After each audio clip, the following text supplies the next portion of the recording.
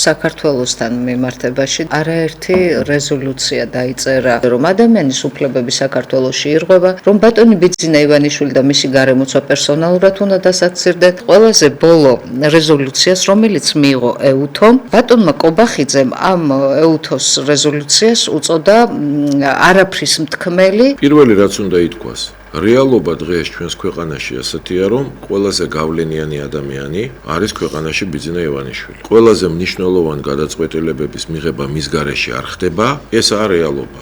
რთული სათქმელია, ადარდებს ეს ხალხს თუ არ ადარდებს. არის ხალხის დიდი ნაწილი, ვისაც ეს არ მოსწონს და არის რაღაცა რაოდენობა ხალხის და არც ისე პატარა ჩემეზე, რომელსაც ეს მოსწონს.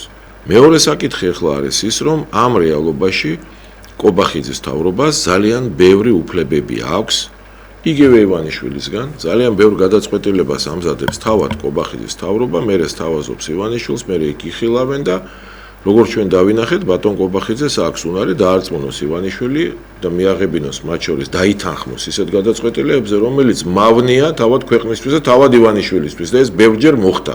ესეც ფაქტია და ამას ახლა ვერ გავექცევით. უამრავი რაღაცა გაკეთდა კობახიძის იდეებით, რომელ იდეებშიც მან დაარწმუნა ივანიშვილი და შედეგი იყო კატასტროფულად ცუდი. შემდეგი პუნქტი ისაა, რომ კობახიძემ მოახერხა ის, რომ მთელ მსოფლიოს აჩხუბა ქვეყანა და ახლა მთელი მსოფლიო ირაზმება მის წინააღმდეგ ნელ-ნელა და კობახიძე ხო არ იტყვის ახლა რომ ჩემი ბრალიაო. ამიტომ ყველაფერში იმათ ადანაშაულებს და სულ ცდილობს რომ თქვას, რომ ეს არაფერი არ არის, აი ეუთო მიიღო, მერე რა ეს არაფერს არ ნიშნავს ეუთოს რეზოლუცია. რა თქმა უნდა ნიშნავს, მაგრამ კობახიძე თავის თავს ხო არ ამხელს, ხო არ იტყვის რომ ეუთო მიიღო ძალიან მძიმე საშიში რეზოლუცია, იმიტომ რომ ჩვენ არ ვარგივართ და აი მე რაც გავაკეთე და ჩემმა მთავრობამ ეს არ იყო სწორი. რა თქმა უნდა საშიში რეზოლუციაა და ნამდვილად ამ რეზოლუციების შედეგად ქვეყნები ერთიანდებიან და საბოლოო ჯამში ხააგამდე აუცილებლად მევა საქმე.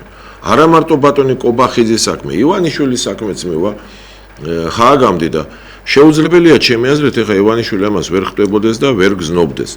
ალბათ უბრალოდ ფიქრობს რომ ჯერ კიდევ არის რეზერვი და აი რომ ამოიწურება მერე ბატონ კობახიძეს ჩაანაცვლებს.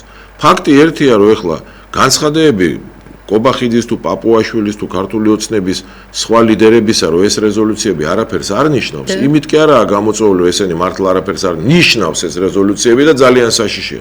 მაგრამ იმას ხო არ აღიარებენ რომ ჩვენი ბრალია, ჩვენ არასწორად დავგეგმეთ პოლიტიკა, არასწორად ნაბიჯები გადავდგით, არასწორად ვიმოქმედეთ და ამიტომ ახლა ჩვენ წინააღმდეგ მთელი მსოფლიო ერთიანდება. ამ განცხადებების პარალელურად ამ განცხადებების მიღმა ზურგს უკან კობახიძის ხელისუფლება ყველანაირი მეთოდებით ცდილობს დაალაგოს ურთიერთობა ევროკავშირთანაც, აი ყველანაირი და სხვადასხვა ქვეყნებს თხოვს შუამდგომლობას, აგერ ლუქსემბურგს თხოვა შუამდგომლობა რომ დამილაგე ევროკავშირთან ურთიერთობა. ყველანაირი გზებით ცდილობს სინამდვილეში ამერიკაში დაალაგოს ურთიერთობა.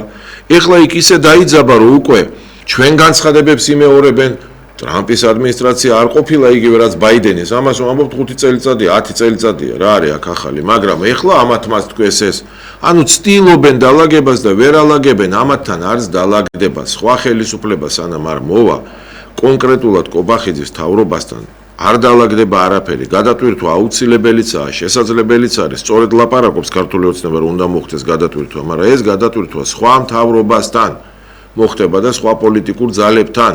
ეს არის სრულიად გაკოტრებული და დისკრედიტირებული მთავრობა, რომელმაც დაგვანახა რომ უნარი არ აქვს საერთო ენის მოძებნისა არავისთან, არც ქვეყნის შიგნით, ყველა თავისი მოკავშირე მტრადაქცია, არც ქვეყნის გარეთ. აი ესაა რეალობა.